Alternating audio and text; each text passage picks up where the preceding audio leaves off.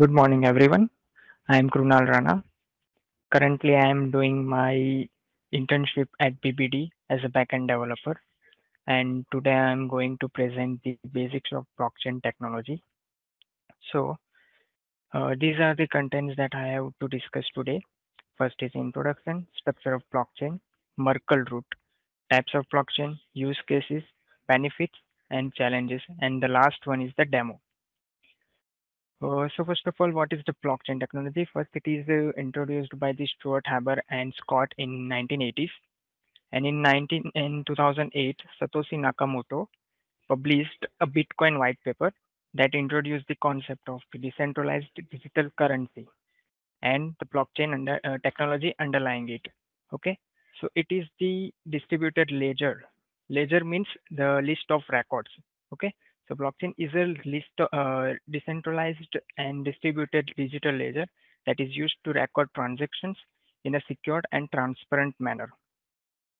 It works by creating a chain of blocks where each block contains a set of transactions and each block is linked to the previous block in the chain through the cryptographic hash.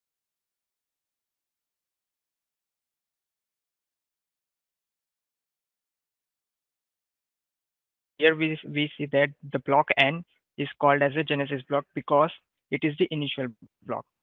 Generally, the previous hash of the genesis block is 00 because it is the starting block.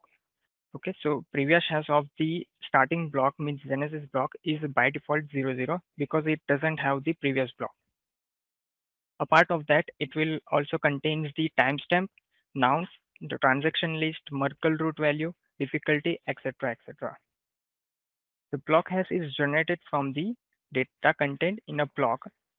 All the data put into the cryptographic hash means uh, these previous hash plus timestamp plus nouns and the Merkle root, that all data are put into the cryptographic hash, and that will generate one hash value that is stored in the block hash. Now this block hash will become the previous hash of the next block.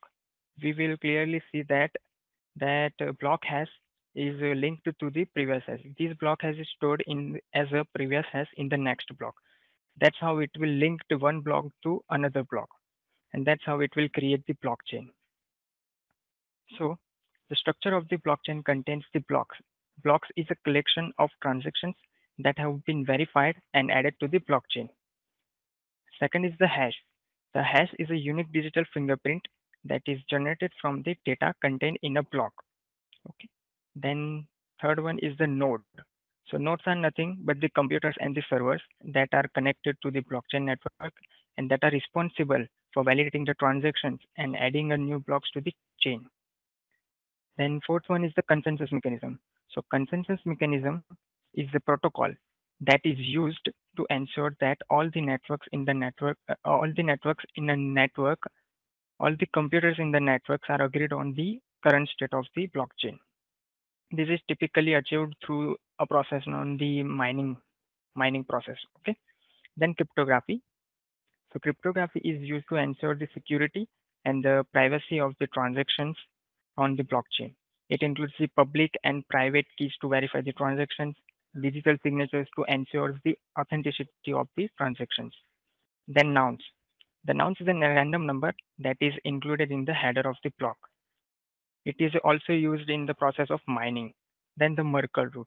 The Merkle root is basically generated from the Merkle tree. So Merkle root is in 1979, the Ralph Merkle introduced the concept of Merkle tree that is widely used in various applications, including the blockchain technology, file verification, and the distributed system also. So Merkle root is a cryptographic hash of all the transactions within a block in a blockchain. Okay, so basically it is used for transaction verification. Merkle root is generated after all the transactions are recorded in the block. How it will work? So each transactions in the block is individually hashed using a cryptographic hash function. Here we can see that the transaction A is hashed using the cryptographic hash function. It will generate the hash value for the transaction A. Then transaction hashes are paired and combined until only one hash remains, known as the Merkle root. Here we can see that these two hashes combine together and again generate the hash, and these two hash will again generate the hash, and after that we will get the Merkle root. So that Merkle root will be stored in the block header. Now the nodes can recalculate that Merkle root and compare that to the provided Merkle root in the block header. If it is the same, then we can see that the transactions are not tempered, and if it is not same, then we can say that the transactions are tempered. Means if someone change the transaction A, the whole Merkle root will be different. So we can easily uh, detect the tempering easily. Okay. So that's how it will allow us to verify the transaction. Then basically we have three types of blockchain. First is the public, second is private, and the consortium. So first, public is the open and the permissionless blockchain, where anyone can just join the network and participate in the consensus process. Okay. For example, Bitcoin, Ethereum, Litecoin. In private blockchain is a permissioned blockchain where access to the network is restricted to a selected group of participants. For example, organization uses the supply chain management and record keeping. Then consortium blockchain. It is a hybrid blockchain that combines elements of both public and the private when multiple parties need to share data and coordinate with each other, like finance or healthcare. So what are the use cases of the blockchain? So it is associated with the cryptocurrencies like Bitcoin, Ethereum, supply chain management to track the movement of goods and products across the supply chain. Then voting systems to ensure the transparency, security, and the integrity in the elections. Healthcare. It is used to improve the management of healthcare data, including the electronic health record and patient's information. Real estate. It is also used for the real estate transactions by digitizing the properties, records, titles, and the contracts. Intellectual property rights also used for the timestamps and authenticate creative work patents, trademarks, and the copyrights. What are the benefits of the blockchain? So first, it is the decentralized, means it is not controlled by any central authority. Instead of it is distributed across the network.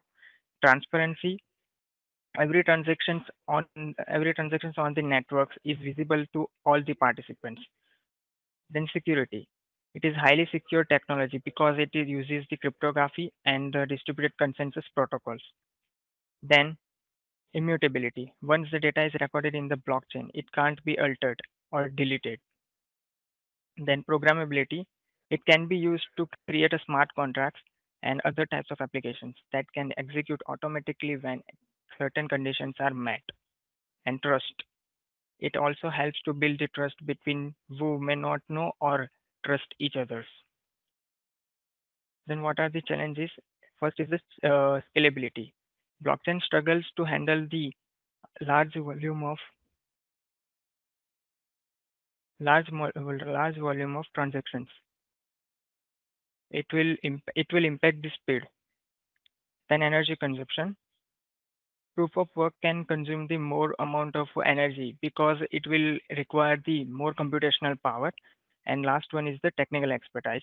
For implementing and making the blockchain, we require the specialized knowledge and the expertise. So let's see the demo code for simple blockchain. So I have to share this entire screen.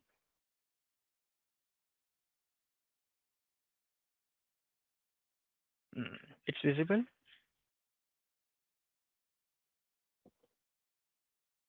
See a code. Can you zoom in a little? Because Yes, yes.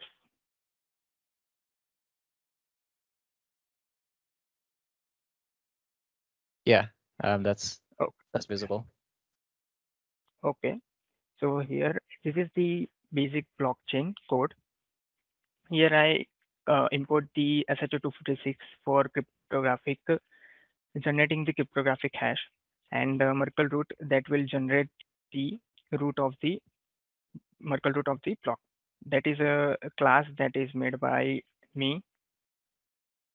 Then it will contain one chain that contains the blocks, list of blocks, and pending transactions are that transactions that are not recorded in the block. Create Genesis block will create the Genesis block. This is the dummy data that automatically first it will create the Genesis block, and after that, that last block will return the last block of the chain. Then generate hash will generate hash will generate the hash using the information that is provided by the block, previous hash of the block, then timestamp, pending transactions, and the Merkle. That all goes in the hash function. And here I define the one difficulty. The loops will continue until the hash of the first three letters is equal to 000. When it will get, then the hash will be stored in the hash and it will return hash and then nouns. Create transaction will get the amount, the sender address, and the recipient address. Then it will push into the pending transactions because initially it will goes into the pending transaction. Then create block will create the whole block from the transactions. After that, we are empty the pending transactions and push that new block into the chain. So here is the Merkle root logic. The Merkle root will accept the transactions. It will store the layer by layer transactions hashes. So that's why, first of all, it will contain the initial transaction hashes. Then after that, build tree will actually create the create the whole Merkle tree, and the get root will return the Merkle root. Okay, so let's test these. So I import first blockchain and assign it to the coin. First, I create the three transactions. Let's see what it will return. I'm not saving it. Control S. Okay. Okay. So it will return first initial means Genesis block, and after that three transactions in the pending transaction because it is not recorded yet. Now, when I create the new block, it will record it in that block, and the pending transactions will be empty. See, it will generate a new hash from the transactions that we are entered into that. Here we can see that the hash of the Genesis block and the previous hash of the second block will be same. Now again, I create two transactions that will goes into the pending transaction. Okay.